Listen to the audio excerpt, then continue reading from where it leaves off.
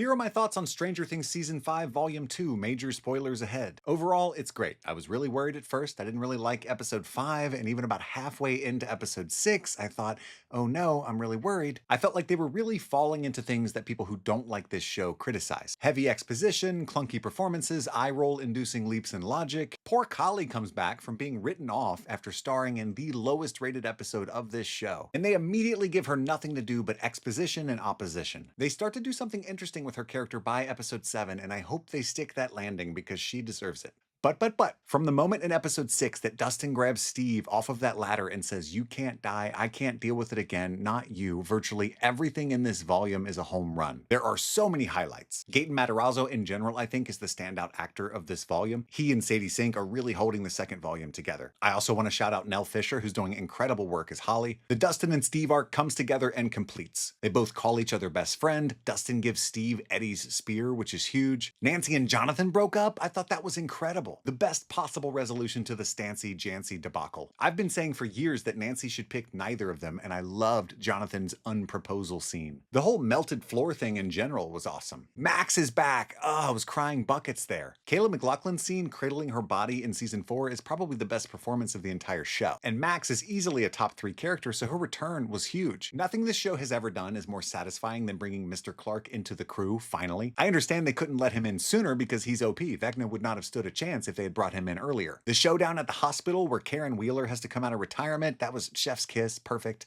I loved Will coming out to the whole group. That was perfectly executed. With all his friends doing the Lord of the Rings, "You have my bow and my axe." I watch every episode together with the co-hosts of my podcast, and there was not a dry eye in the house during Will's monologue. And part of that is how deftly they cut to reactions, like Charlie Heaton's Jonathan and Maya Hawke's Robin reacting to what Will is saying. I have full confidence that they're going to bring everything together into a really satisfying finale for all the fans. None of the big reveals in this volume were really reveals at all, especially if you're really into the fandom, the lore, reading about the stage play or watching it, reading the Duffer Brothers interviews, but that's not a bad thing. The Upside Down being a wormhole, the Henry's blood being the source of everyone's powers, how Will's powers work, none of that was a surprise at all, but it's because it's all acceptably logical within the logic of the show. It's not perfect, but they're nailing these character moments, and that's the best possible scenario. That's the important thing. Just keep showing Erica and Mr. Clark bringing up D&D references and I'll be happy.